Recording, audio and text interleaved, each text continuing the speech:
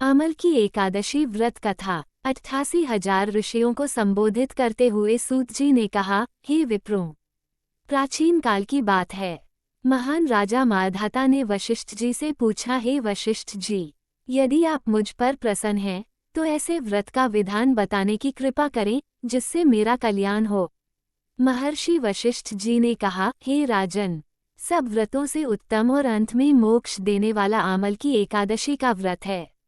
राजा माधाता ने कहा, हे ऋषिश्रेष्ठ, इस आमल की एकादशी के व्रत की उत्पत्ति कैसे हुई? इस व्रत के करने का क्या विधान है? हे वेदों के ज्ञाता, कृपा कर यह सब वृतांत मुझे विस्तारपूर्वक बताएं। महर्षि वशिष्ठ ने कहा, हे राजन, मैं तुम्हारे समक्ष विस्तार से इस व्रत का वृतांत कहता हूँ। यह व्रत फाल्गुन मास के शुक्ल पक्ष में होता है। इस व्रत के फल के प्रभाव से सभी पाप समूल नष्ट हो जाते हैं। इस व्रत का पुण्य एक सहस्र गोदान के फल के समान है। आंवले आमल की महत्ता उसके गुणों के अतिरिक्त इस बात में भी है कि इसकी उत्पत्ति भगवान विष्णु के श्रीमुख से हुई है। अब मैं आपको एक पौराणिक कथा सुनाता हूँ, ध्यानपूर्वक श्रवण करो। प्राचीन समय में वैदिक नाम का एक नगर था। उस नगर में ब्राह्मण, वैश्य, क्षत्रिय, शूद्र, चारों वर्ण के मनुष्य प्रसन्नतापूर्वक निवास करते थे। नगर में सदैव वेदध्वनि गूंजा करती थी। उस नगरी में कोई भी पापी, दुराचारी, नास्तिक आदि न था। उस नगर में चैत्रर्थ नामक चंद्रवंशी राजा राज्य करता था। वह उच्च कोटि का विद्वान तथा धार्मिक प्रवृत्ति का व्यक्ति था। उसके राज्य में कोई भी निर्धन एवं लोभी नहीं था। उस राज्य के सभी लोग भगवान विष्णु के अनन्य भक्त थे। वहाँ के छोटे बड़े सभी निवासी प्रत्येक एकादशी का उपवास करते थे। एक बार फाल्गुन माह के शुक्ल पक्ष की आमल की नामक एकादशी आई। उस दिन राजा एवं प्रत्येक प्रजाजन, वृद्ध से बालक तक ने आनंदपूर्वक उस एकादशी को उपवास किया। राजा अपनी प्रजा के साथ मंदिर में आकर कलश स्थापित करके तथा धूप, दीप, नैवेद्य, पंचरत्न, छत्र आदि से धात्री का पूजन करने लगा। वे सभी धात्री की इस प्रकार स्तुति करने लगे, हे धात्री, आप ब्रह्म स्वरूपा हैं। आप ब्रह्मा जी द्वारा उत्पन्न हो तथा सभी पापों को नष्ट करने वाली हैं। आपको नमस्कार है। आप मेरा अर्घ्य स्वीकार करो। आप श्री रामचंद्र जी के द्वारा सम्मानित हैं। मैं आपसे प्रार्थना करता हूँ, मेरे सभी पापों का हरण करो। उस मंदिर में रात को सभी ने जागरण किया। रात के समय उस स्थान पर एक बहेलिया आया। वह महापापी तथा दुराचारी था। अपने कुटुंब का पालन वह जीव हिंसा करके करता था। वह भूख प्यास से अत्यंत व्याकुल था। कुछ भोजन पाने की इच्छा से वह मंदिर के एक कोने में बैठ गया। उस स्थान पर बैठकर वह भगवान विष्णु की कथा तथा एकादशी महात्म्य सुनने लगा। इस प्रकार उस बहेलिये ने संपूर्ण रात्रि अन्य लोगों के साथ जागरण कर व्यतीत की। प्रातःकाल सभी लोग अपने अपने निवास पर चले गए। इसी प्रकार वह बहेलिया भी अपने घर चला गया और वहां जाकर भोजन किया। कुछ समय व्यतीत होने के पश्चात उस बहेलिये की मृत्यु हो गई।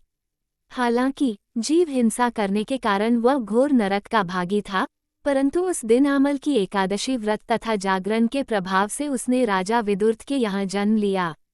उसका नाम वसुर्त रखा गया। बड़ा होने पर वह चतुर्ंगिनी सेना सहित तथा धन धान्य से युक्त होकर 10 सहस्र ग्रामों का संचालन करने लगा। वह तेज में सूर्य के समान, कांति में चंद्रमा के समान, वीरता में भगवान विष्णु के समान तथा क्षमा में पृथ्वी के समान था।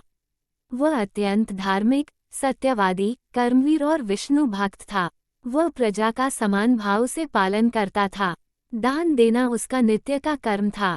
एक समय राजा वसुरथ शिकार खेलने के लिए गया। दैव योग से वन में वह रास्ता भटक गया और दिशा का ज्ञान न होने के कारण उसी वन में एक वृक्ष के नीचे सो गया।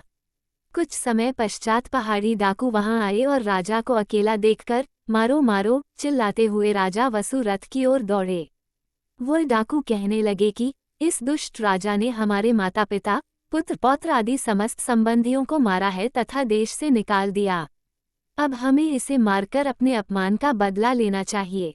इतना कह वे डाकू राजा को मारने लगे और उस पर अस्त्र शस्त्र का प्रहार करने लगे। डाकुओं के वह अस्त्र शस्त्र राजा के शरीर से स्पर्श होते ही नष्ट होने लगे तथा राजा को वह शस्त्र पुष्पों के समान प्रतीत होने लगे। कुछ समय पश्चात प्रभु इच्छा से उन डाकुओं के अस्त्र शस्त्र उन्हीं पर प्रहार करने लगे, जिससे वे सभी डाकू मूर्छित हो गए। उसी समय राजा के शरीर से एक दिव्य देवी प्रकट हुई। वह देवी अत्यंत सुंदर थी तथा सुंदर वस्त्रों तथा आभूषणों से अलंकृत थी। उसकी भ्रूकुटी टेढ़ी थी। उसके नेत्रों से क्रोध की भीषण लपटें निकल रही थीं। उस समय वे लपटें काल के समान प्रतीत हो रही थीं। उसने देखते ही देखते उन सभी डाकुओं का समूल नाश कर दिया। नींद से उठने पर राजा ने वहां अनेक डाकुओं को मृत पड़ा देखा। वह सोचने लगा, किसने इन्हें मारा? इस वन में कौन मेरा हितैषी रहता है?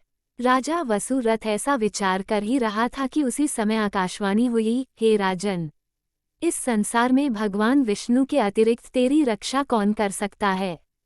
इस आकाशवाणी को सुनकर राजा ने भगवान विष्णु को स्मरण कर उन्हें प्रणाम किया। तत्पश्चात अपने नगर को वापस आ गया और सुखपूर्वक राज करने लगा।